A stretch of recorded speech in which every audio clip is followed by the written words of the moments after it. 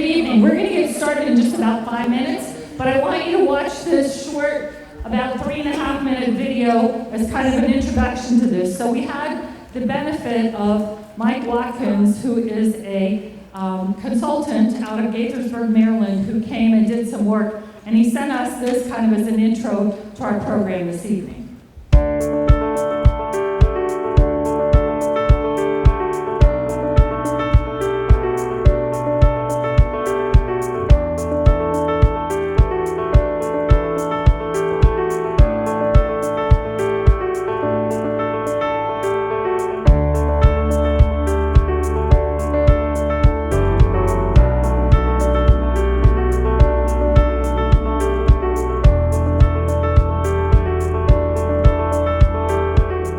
I'm Mike Watkins. I'm an urban designer and an architect with a practice that focuses on designing walkable communities. About a year ago, we were asked to assist the planning department in Chesterfield County on their Midlothian special area plan. The planning department had already done an excellent job of identifying the principles that inform the plan and asked us to help illustrate them with drawings and design work and so forth. So over the past year, we've worked with the planning department and other stakeholders in the area to develop some of the illustrations that are now being used in the special area plan. I'm not sure if you can tell exactly, but the street has a variety of housing types on it. So there are townhouses of various sizes, single-family detached houses. You don't see driveways because the townhouses and houses are served by alleys in the back. So all the garage access is from the rear. 3 blocks away, there are mixed-use components in the neighborhoods, but the important thing is that all of this diversity is within walking distance. So many of the daily needs can be met simply by walking. We're not dependent on the car here. Certainly, as you can tell from the background noise, the neighborhood accommodates the automobile. But the important thing is we're not dependent on it. And those are the kinds of principles that have informed the Midlothian Special Area Plan. Rome wasn't built in a day, so it requires some patience in order to see the plan realized. But the other important thing is that it also takes determination to get started. So that first or the next step in adopting this plan is a very important one because that's what triggers those 30 years. A couple of things to remember about the Midlothian Special Area Plan. First, it's going to take years for the plan to be realized. It's a long-term plan, requires the participation and cooperation of many stakeholders. And second, it won't be realized at all if it isn't adopted. I think the plan has terrific principles behind it. I hope you'll agree that the illustrations we've prepared reflect those principles well and the variety that's permitted within those principles.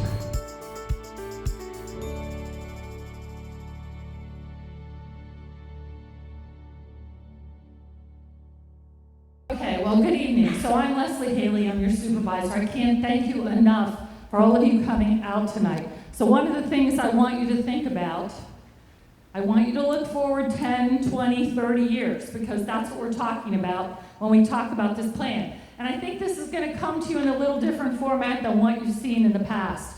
So one of the things we want to make sure that we're talking about is preserving the history, the uniqueness, the placemaking of the Midlothian village. And so when we started down this path, and I know many of you were involved with us several, 2.5 to 3 years ago, we went out and started with that conversation in the community. We had multiple conversations, and in fact, Joanne Wiewonka here and her team have gone through an incredible number of community meetings, many times just listening, many times actively listening and engaging to hear from all of you. And that's what we're kind of here to do tonight. We're here to take that to the next stage of letting you see where we're going with this and listening and learning. Now, along that path, we put together an incredible team of people, all of whom are Midlothian people that have special talents that they've continued to offer over the years in many different ways. And most of those people are here tonight, so I want to give a special shout out and thanks to some of our folks. Randy Holmes, one of our architects from principal with Glave Homes who lives here in Midlothian. Elizabeth Greenfield with the Richmond Realtors Group, Dave Anderson with Timmons, our own Amy Satterfield, who has continued to advocate on behalf of the Village of Midlothian Volunteer Coalition for years, has been an incredible piece of this as well. We've got Andy Scherzer with Balzer as well. Of course, Peppy Jones, our planning commissioner. Who am I forgetting? Frank Petrowski and the Midlothian Business Alliance have been at the table as well, participating. And then, of course, all of our incredible staff, who are so many of whom you will see here tonight and will continue to be with us, as well as the talents of Mike Watkins out of Gaithersburg, Maryland. And so all of this was to bring together into fruition a plan that was a plan that so many of us envision as we see some of the challenges we have going forward. So as we go through this tonight, first you're going to get the story in storybook form and in a short video, and then you'll hear from some of these community stakeholders and how we've gotten to this place. And then we're here because we want to hear from you. So we're going to wrap that up in here, and we're going to move out into the other quadrant where we've got storyboards, we've got all of our folks from planning, as well as folks involved in this plan, where you can have conversation, you can ask questions, you can get answers, and more importantly, you can make comments where we can hear back from you. So we're here for that purpose, and I want you to take a look at this story.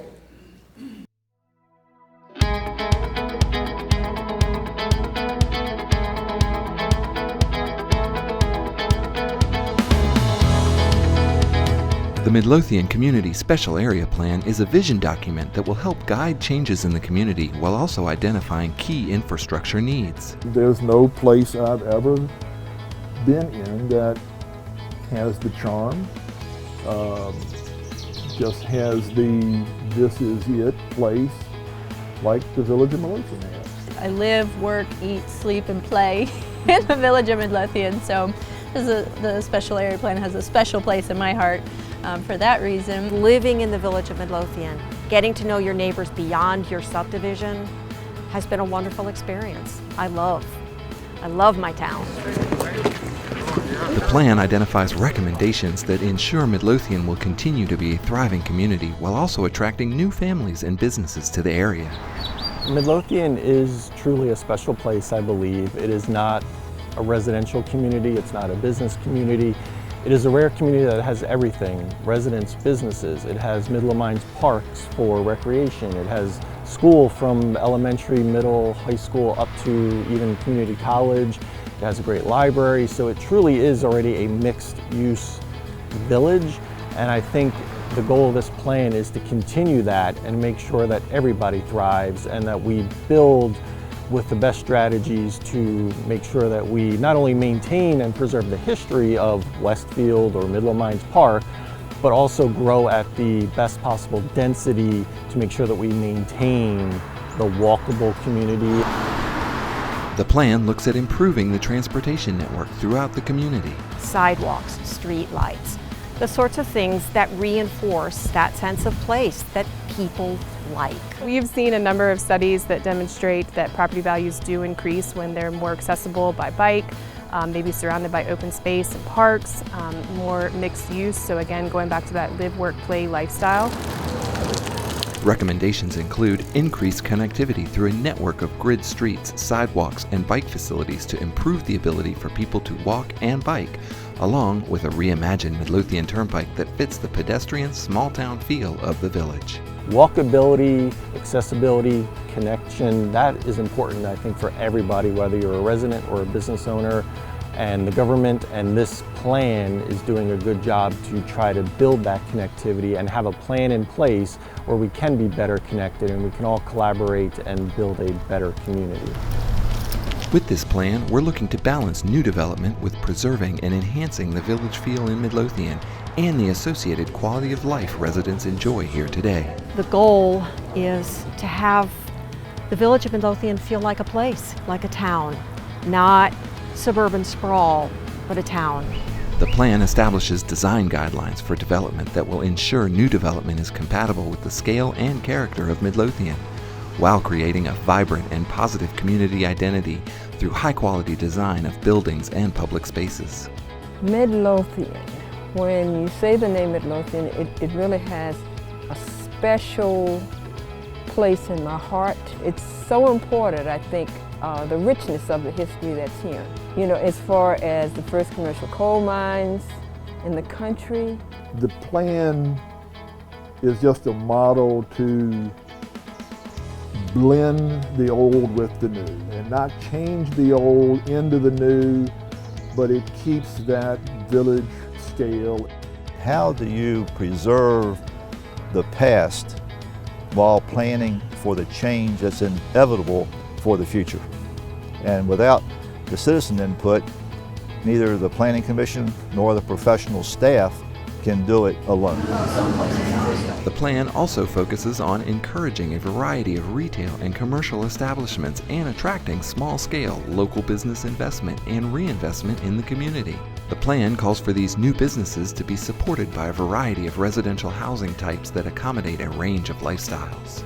The village needs to go from being the village of 2019 to the village of 2039, and we can't know what that's going to look like, but we're trying to put a plan in place that will make both residents and businesses view Midlothian as a destination where they want to live, they want to work, and they want their children to play. I think that the Village of Midlothian is working hard to be a place that will be small business friendly and to have the population density so that we can support small businesses. It has been exciting for me to see this plan come to be with all of the insight that the county has reached out and engaged both residents and businesses to give their feedback. And I am excited about the future of Midlothian when I look at this plan. I'm excited to see the county work so hard to preserve the community character of the village, but also thinking about new choices and new opportunities for current and future residents. The plan isn't going to change the village. What it does do is just guide development so that when it does come, it maintains the village feel just like we've been doing for the last 30 years.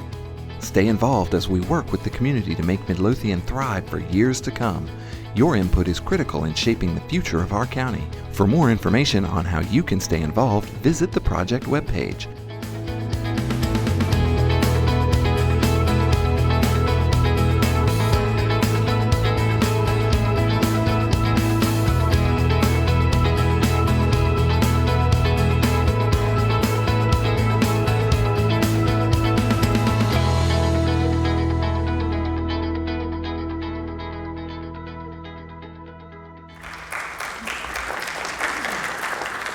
So we thought we could help tell that story so much better through video and actual watching, letting you see how this has come about.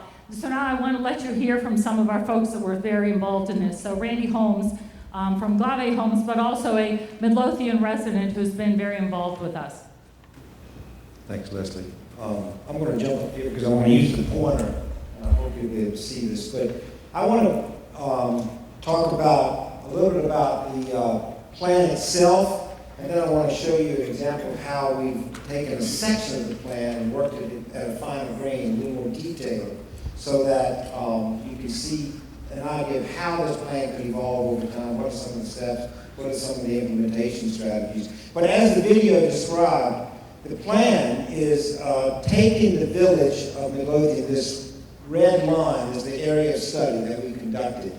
So that red line is where Mike Watkins and his team began to investigate how to take existing fabric and to leave as much intact as we can, but also begin to transition it from an auto-centric type of place to much more of a pedestrian-friendly, bike-friendly, various modes of transportation kind of place, and a place where people would want to spend time, not just come in and do one transaction and leave, but really to come and spend some time in the village. And so the focus of it was to really create something of a center, which I'm going to show you a bit, and then to create more of a residential area up towards the north and down towards the south, and then along Midlothian Turnpike, eventually begin to transition Midlothian Turnpike itself. And we know that that's going to take some time. And as Frank said in the video, this is a process. It's a slow process. Mike talked about the idea of patience. These are things that take time to evolve. But we've seen in other communities around the country where these kinds of principles, when applied over 10 or 15, 20 years, transition entire communities and build new places where there wasn't before, new kind of centers and hearts. I want to bury in just a little bit more in a case example that the team did on the Sycamore Square. This is looking at Sycamore Square, how it might begin to evolve. This is Sycamore Square as we know it today. And you all, everyone in this room knows it very well. And it's really, there's some relatively nicely scaled, village scale buildings. You saw it in the video. There's a nice quality to it. But these beautiful scale buildings sit in a sea of asphalt. They basically are islands of retail floating in a sea of asphalt. And that's not really walkable. It's not really a place where you want to spend time sitting outside, resting, that sort of thing. And so what we looked at is how do we get a transition. This is a figure ground drawing, and this is basically a tool that designers and architects use. The yellow line represents the area of focus that was a part of this more detailed in-grain study. And the black are the buildings that exist today. So this is the plan with the buildings in black and everything else kind of gray, the asphalt's in gray. And so it's called a figure ground drawing because the buildings are black and everything else is kind of light colored. And so you see the relationship of building to open space in the plan. With a very simple move, just a slight gesture of taking out 2 buildings and building 2 new buildings, we can create the beginning of a heart or a center to Sycamore Square. So we can begin to lay out this green space and surround it with these buildings that begin to define that green space. When you think about how we get a sense of place, places that, imagine in your head, some place that you think of has a strong sense of place. When we people talk about that, there are typically 3 elements that come together to make that happen.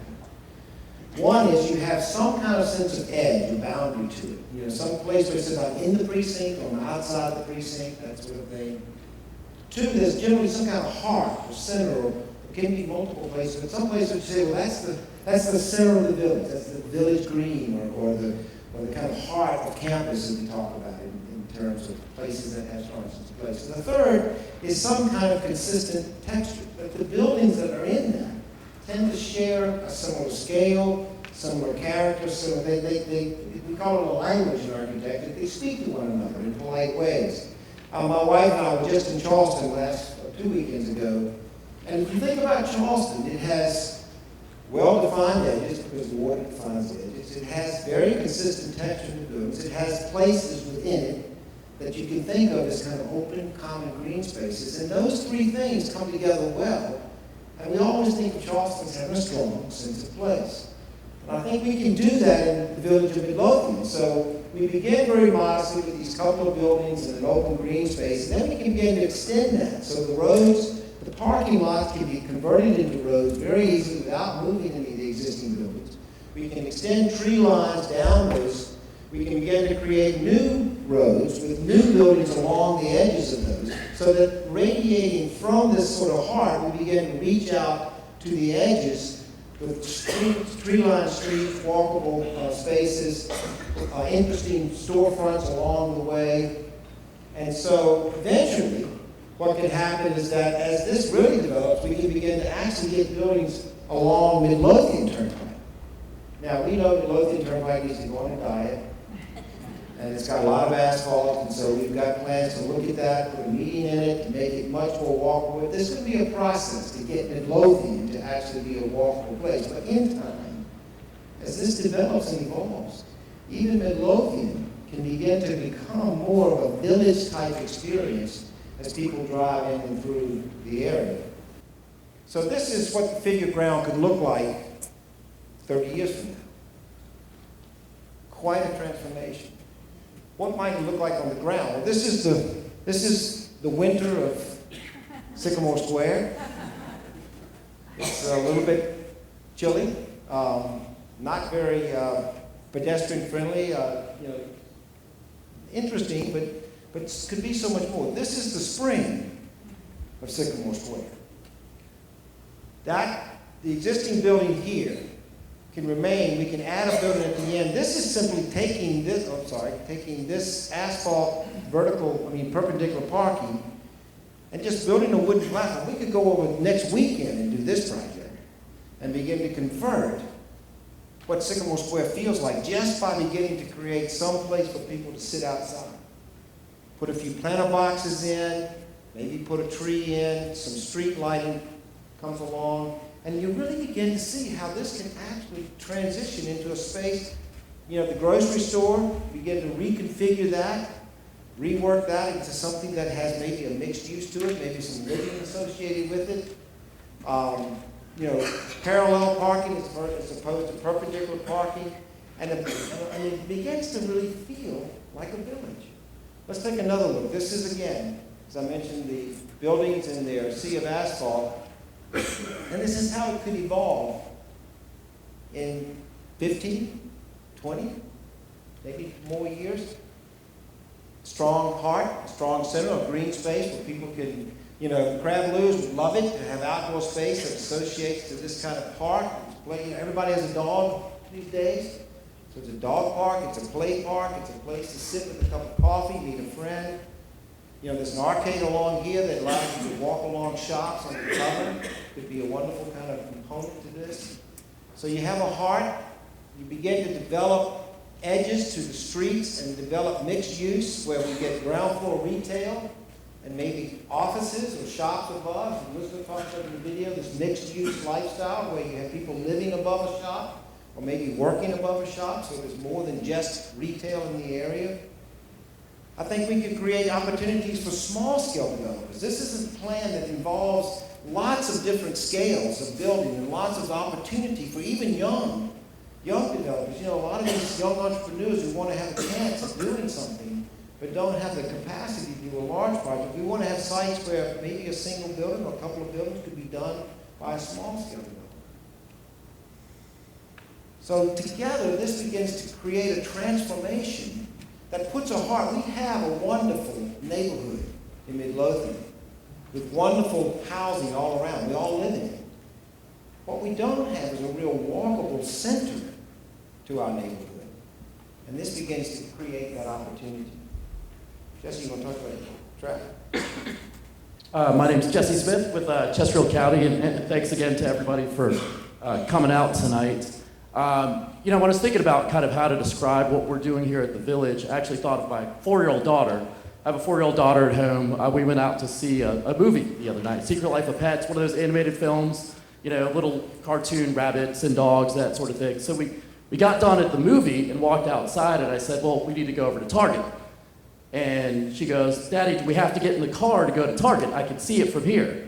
I said, well, yeah, honey, we do. It's about a quarter of a mile through a sea of asphalt, through a parking lot. And that's really the problem we're trying to solve here even in Midlothian, is that we want to be able to have destinations, things that we could walk to without having to get in your car. And that's a message we heard loud and clear from a lot of the folks here in the community as we were doing a lot of the outreach earlier. So that's what we're trying to do as part of this plan. So unfortunately, this is what Route 60 looks like right now. So as you can see, a sea of asphalt, not exactly the most inviting thing in the world.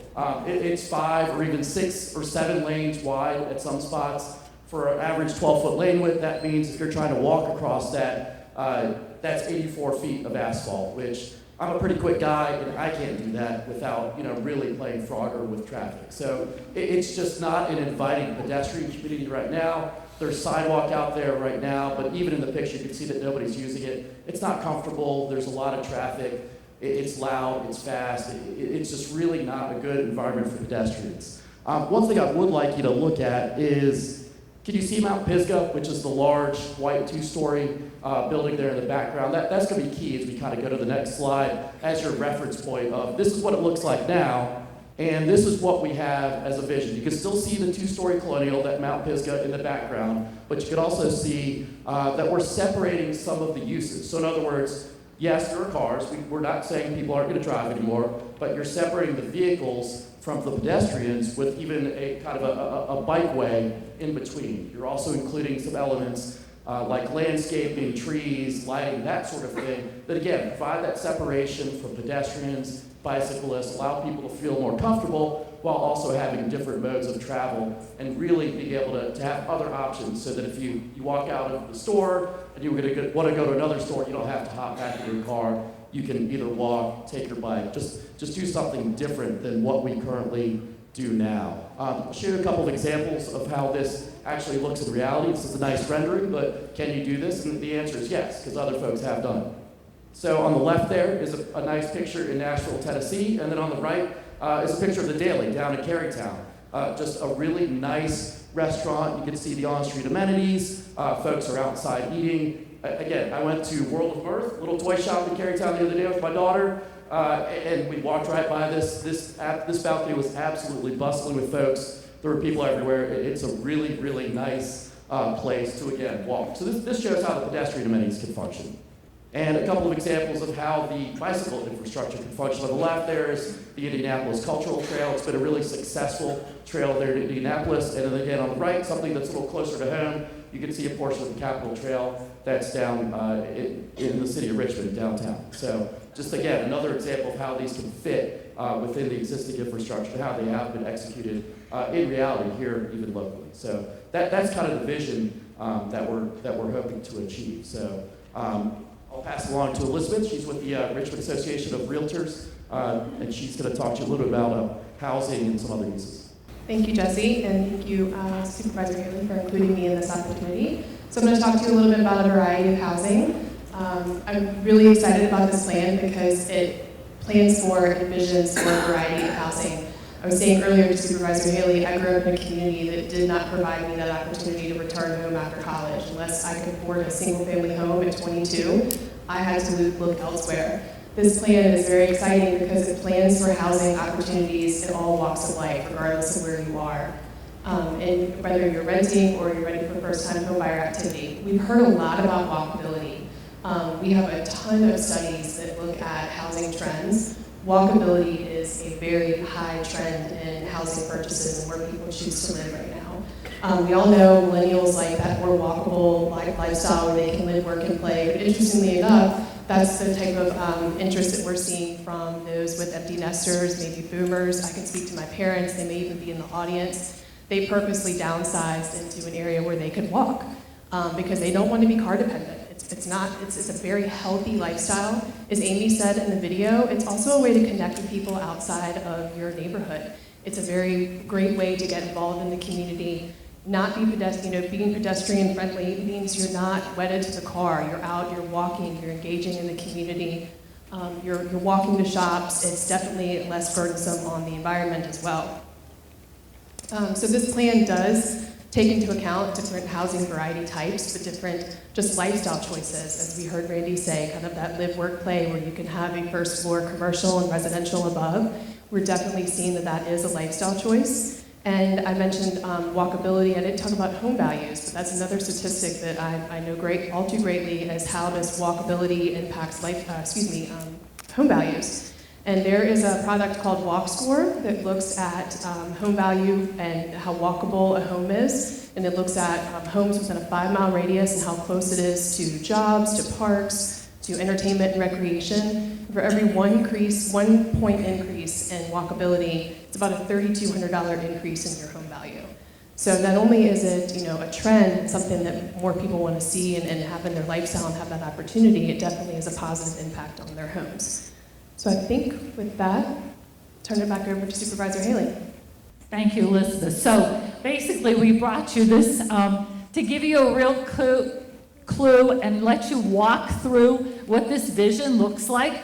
And I can't thank everybody enough. All of these folks have been at the table working alongside us to bring this vision that you've shared, that you see, and the criteria you see that are important to you. So a couple of things I want to let you know. So let's talk about a timeline from where we go from here.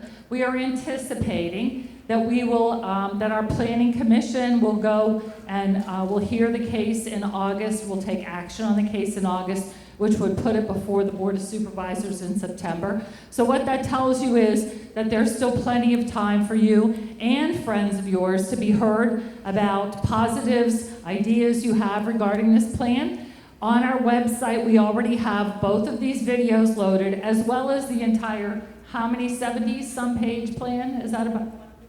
115-page plan. So thank you so much for joining us. I can't thank you enough for coming out. I think that so many of us have been really excited about this, and we were really excited to bring it to you tonight. Thank you.